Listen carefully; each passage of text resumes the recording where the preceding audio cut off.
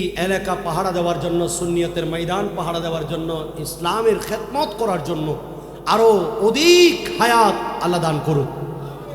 আমি খুব কাছ থেকে দেখেছি, গতবার জানাতা বাজারে যখন এসেছিলাম আমি খুবই খুশি হয়েছি এবং দেখেছি রাসূল পাক সাল্লাল্লাহু আলাইহি ওয়াসাল্লামের মহব্বতে যে চোখের পানি ছেড়ে দিয়ে উনি কেঁদেছেন, আর আমি ওনার খেদমত দেখেছি এবং আন্তরিকতা দেখেছি, ওনার দান দেখেছি।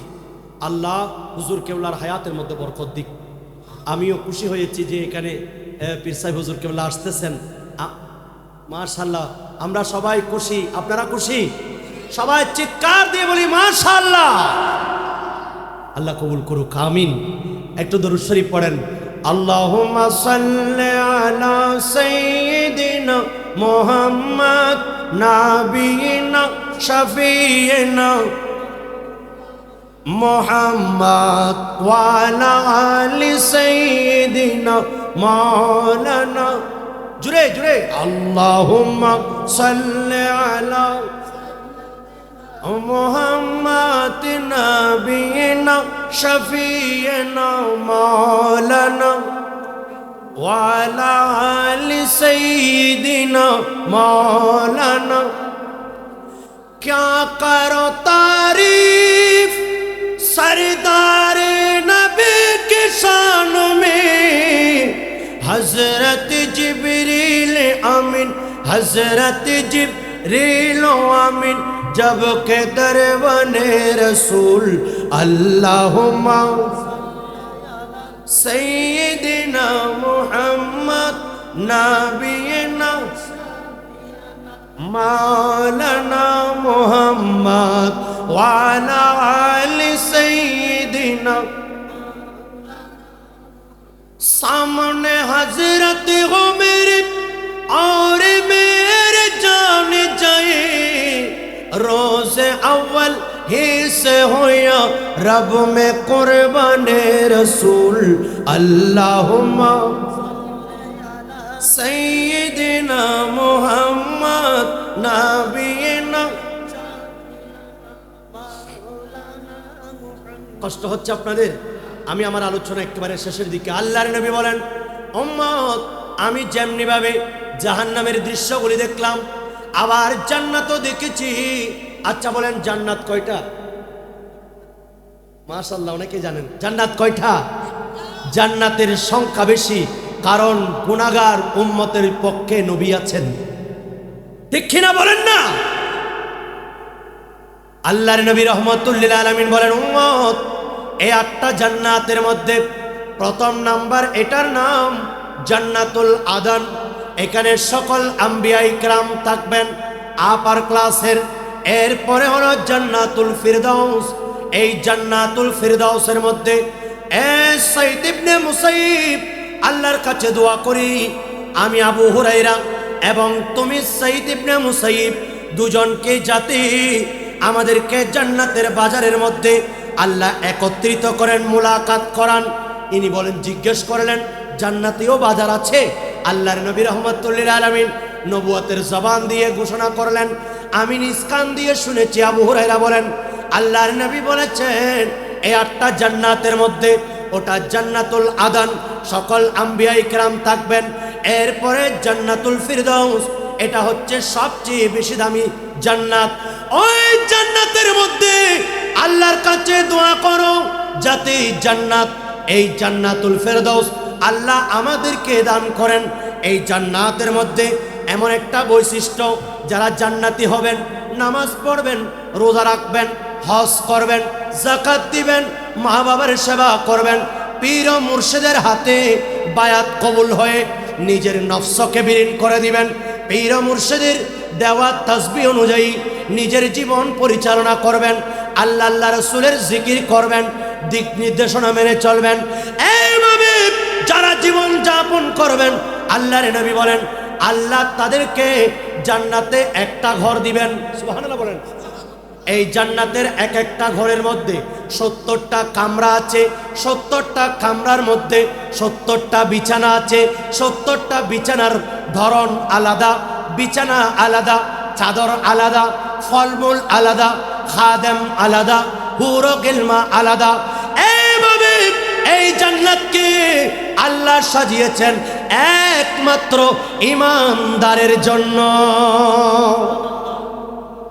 আর একটু বড় করে বলেন, তুঝসে और जन्नते से क्या मतलब मुनाफिक दूर हो, हम रसूलुल्लाह के जन्नती रसूलुल्लाह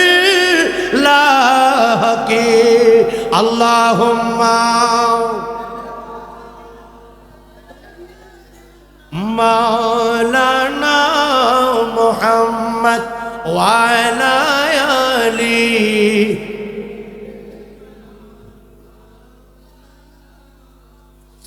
নবীজি বলেন, আমি জান্নাতের একটা কামরা দেখেছি যেটার নাম রজব। সুবহানাল্লাহ বলেন না।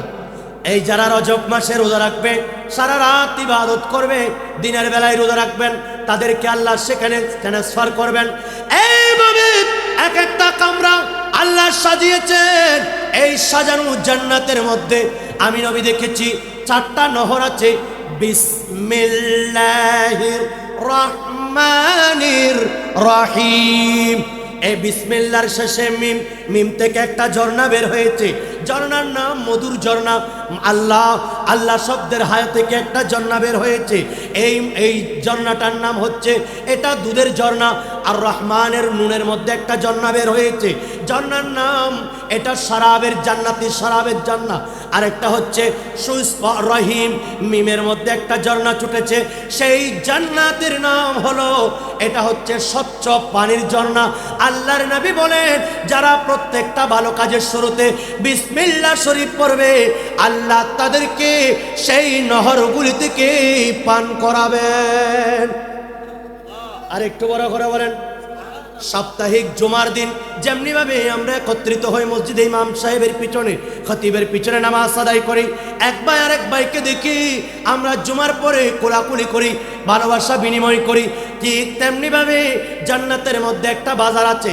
সেই বাজারের মধ্যে প্রতিবার সপ্তাহে একদিন সেখানে ইমানদার একজন আরেকজনের সাথে দেখা করতে পারবেন, সেখানে ক্রয় বিক্রয় করতে পারবেন, কিন্তু টাকা পয়সার লেনদেন দিতে হবে না, সব কিছু ফ্রি। যেতে চাই কি চাই না? আর একটু বড় করে বলেন না। যদি যেতে চাই আমাদেরকে কিছু কষ্ট করতে হবে, কষ্ট করতে রাজি আছি কিনা কথা বলেন। 3টা প্রশ্ন যেই মাত্র আমাকে করবেন, মান রব্বুকা ওয়ামা দীনুকা ওয়ামা কুনতা তাকুলু ফি হাদা হাক্কির রাজুল ইসকে বারে মে তো क्या जानते हैं। এভাবে যখন তোমার রবকে, তোমার দ্বীন কি, এভাবে যখন আমাকে 3য় প্রশ্নটা করা হবে, আমি একজন নুরানি সুরতের মানুষের দিকে তাকাবো, ঠিক কিনা বলেন। দেখা যাবে কবরের মধ্যে 2টো বর্ণনা, হয়তো রাসূলুল্লাহ রওজা মুবারক থেকে পর্দা উঠে দিয়েছে, অথবা এই কবরের মধ্যে রাসূলের পাক তাশরীফ এনেছেন।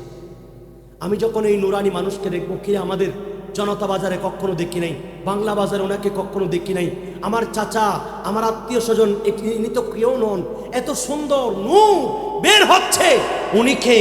এমন সময় ফেরেশতারা বলবেন, ওনার সম্পর্কে তোমার ধারণা কি ছিল? আমি আপনি তাকাবো, এমন সময় আমি দেখব অনেক মানুষ দেখবে, তাদের চেহারা, আমি যখন ওইদিকে তাকাবো, অনেক মানুষ ওইদিকে তাকাবেন, হঠাৎ করে সেই নুরানি সুরতের মানুষ ইনি মুখ ফিরিয়ে নিয়েছেন, নাউজুবিল্লাহ। আর একটু বড় করে বলেন, ইয়া রাসূলুল্লাহ, ইয়া হাবিবাল্লাহ। আল্লামা সালামত রাজাল কাদরি আমাদের জনতা বাজারে, বাংলা বাজারে ওয়াজ মাহফিলে বলেছিলেন যে কবরে নবী আসবেন, আর আপনি তো দুনিয়াবি কোনো মানুষ নই, আমি জানি আপনি নূরের, আপনি এই সুন্দর, ইনি তো রসুল ছাড়া আর কেউ নন। এমন সময় ওগো আল্লাহর নবী, এমন কি অপরাধ করেছি আজকে কবরের মধ্যে আপনি আমার কাছ থেকে চেহারাকে ফিরিয়ে নিলেন? ইয়া রাসূলুল্লাহ, এমন কি অপরাধ করলাম আজকে আমার জন্য এই অবস্থা করে আপনি নারাজ হয়ে গেলেন? আপনি যদি নবী যদি নারাজ হয়ে যান, কবরে, হাসরে, পুলসিরাতে, মিজানে আমি প্রত্যেকটা জায়গায় লাঞ্ছিত হব। আজকে কেন আপনি আমার কাছ থেকে চেহারা ফিরিয়ে নিলেন? এমন সময় এই উম্মত সহি শুদ্ধভাবে কোরআন তেলাওয়াত করতে পারো না। কোরআন তেলাওয়াত করার সময় তুমি লাহানে জলি করো, মাখরাজ জানো না, ইফা জানো না, ঈদগাম জানো না, তুমি এভাবে কোনো বিধান জানো না, কোরআন শরীফ পড়তে পারো নাই, তোমার আমল নামায় কোরআনের কোনো সওয়াব নাই। নামাজ কিভাবে, রোজা, নামাজ ফরজ, নামাজের ফরজ, নামাজের ওয়াজিব, নামাজের সুন্নাত, নামাজের মুস্তাহাব কিছুই জানো না, যার কারণে তোমার আমল, তোমার নামাজ তেমন কোনো কার্যকর দেখতে পাচ্ছি না, নামাজের আমলও নাই। এভাবে রোজা ভালোভাবে রাখার মতো রাখতে পারো নাই, রোজা রেখে সারাদিন মোবাইল দেখেছো, খারাপ চিত্র দেখেছো, মানুষের বিরুদ্ধে গীবত করেছো, তোমার রোজার স্বভাব চলে গেছে, রোজাও ভালোভাবে রাখতে পারো নাই, টাকাও নাই, তুমি যাকাত দিতে পারো নাই, টাকাও নাই, হজ করতে পারো নাই। এই উম্মত, কোন আমল তোমার সেই আমল নামাই দেখতে পাচ্ছি না। এই আমার উম্মত, আজকে কবরে আসার সময় আমি নবী যদি তোমার দিকে তাকানোর সাথে সাথে আমি তোমার নামাজ, রোজা, কোরআন তেলাওয়াত, হজ, যাকাত এগুলো আমি বাদ দিতাম, এগুলো আমি এক পক্ষে রাখতাম।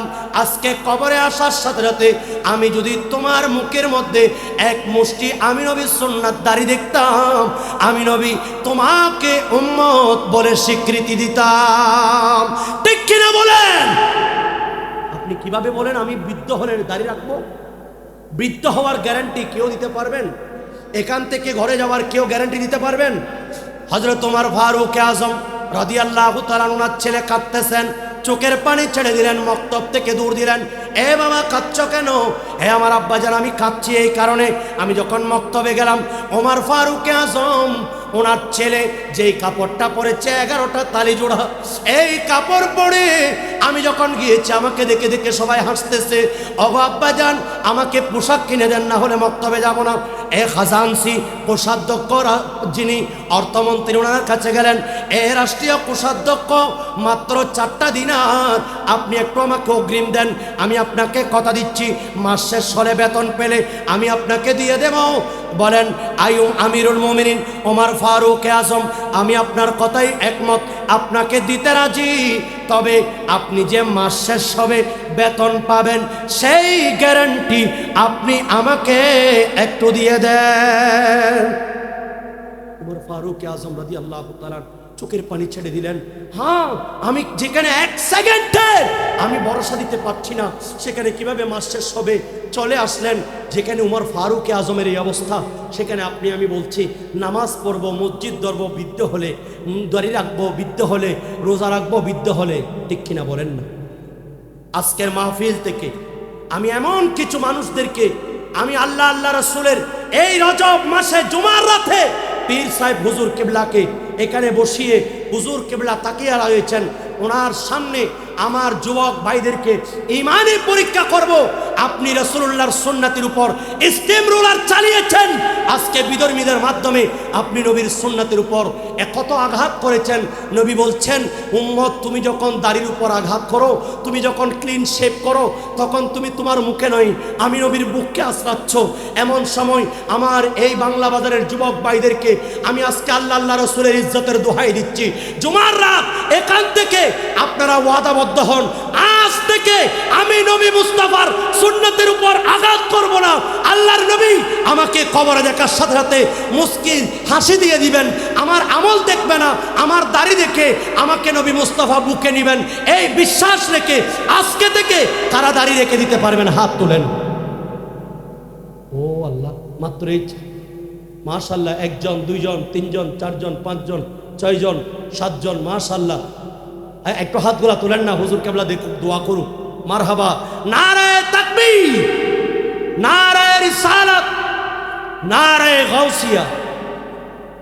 ইয়া রাসূলুল্লাহ, ইয়া হাবিবাল্লাহ, যারা আপনি নবীকে কবর শরীফে দেখার সাথে সাথে আপনি নবী বুকে নিবেন, সেই আশা রেখে আজকে থেকে ওয়াদা করেছে আল্লাহর নবীর সুন্নাত এক মুষ্টি দাড়ি রেখে দিবে। আমিন। আল্লাহ আপনি কবুল করুন। হুজুর কিবলা আলমের উসিলায় আজকে যে আমার যুবক ভাইরা যে রাসূল পাকের সুন্নাত রেখে দিবেন, আল্লাহর ইজ্জতের কসম, আজ যদি এখান থেকে যাওয়ার পরেও আল্লাহ আপনাদেরকে হায়াত দান করুক, যদি এখান থেকে যাওয়ার পরেও রাত্রে যদি ইন্তেকাল করেন, আল্লাহর ইজ্জতের কসম, রাসূলুল্লাহ সাল্লাল্লাহু আলাইহি ওয়াসাল্লামের সুন্নাতকে মান তামাসসাকা বিসুন্নতি ইনদা ফাসাদি উম্মতি, এভাবে যখন এই উম্মতের এই সুন্নতকে আপনি মূল্যায়ন করার কারণে আজকে যদি আপনি ইন্তেকাল করেন, নবী আপনাকে কালকেই এই সময়ের মধ্যে বুকে নেবেন। সবাই আমিন বলেন। কষ্ট পেয়েছেন, কষ্ট পেয়েছেন। আর সবচেয়ে লাঞ্ছিত হচ্ছে আমাদের মা বাবারা, ঠিক কিনা বলেন না? যেই মা আমাকে এই ঠান্ডা কনকনে শীতের মধ্যে, যেই বাবা আমাকে কুলে পিঠে করে মানুষ করেছে, আজকে সেই বাবার মায়ের মুখের মধ্যে খাবার দেওয়ার জন্য আমাদের পয়সা নাই। আমার বাবারা একটু খেয়াল করেন, এই কনকনে শীত আপনার মা কেমন করেছিলেন। আমি অনুরোধ জানাবো, মা বাবার সেবার মাধ্যমে আল্লাহ রসুল পাওয়া যায়।